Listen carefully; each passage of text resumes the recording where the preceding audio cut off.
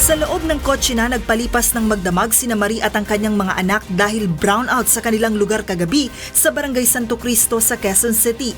Ayon kay Marie, sa tindi ng init napilitan silang buksan ang aircon ng kanilang sasakyan upang makatulog ang kanyang mga anak. Wala na nga tubig, wala pang kuryente, napakainit pa ng panahon na maiiyak ka na sa sobrang init. Halos hindi rin nakatulog kagabi si Aling Carmelita sa tindi ng init dahil walang kuryente. Sobra talagang init, grabe talaga ay na-stroke pa ho ako. Ay sasahig na nga ako humano sa simento para mahangin-hanginan yung dito ko, malamig-lamigan.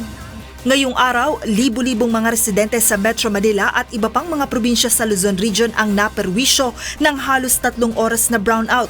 Kabilang sa mga lugar na naapektuhan ang Quezon City, Manila, Caloocan, Parañaque, Las Piñas, Muntinlupa, ilang mga bayan sa Bulacan at Cavite. Ito'y matapos na magdeklara ng red alert status ngayong araw ang National Grid Power Corporation sa loob ng 13 oras mula alas 9 ng umaga kanina hanggang alas 10 mamayang gabi.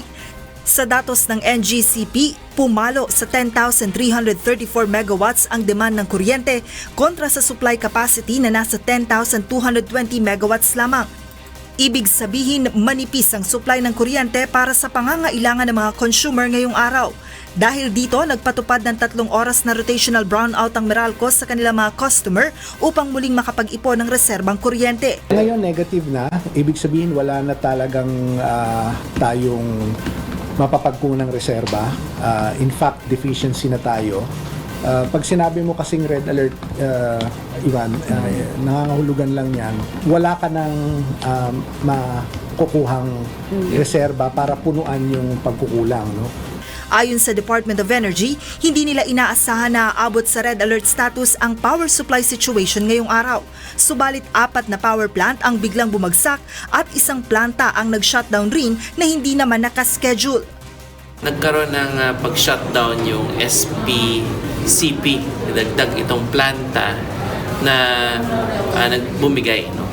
So it conked out and it added another 150 megawatts doon sa mga naka-out na planta. So yung 4 na planta plus this one, 150 megawatts, lumala yung sitwasyon.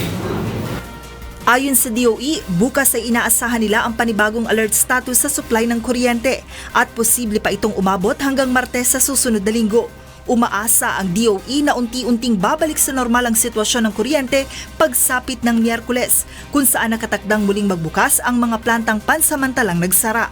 Joanna Ano, UNTV News and Rescue, Pasig City.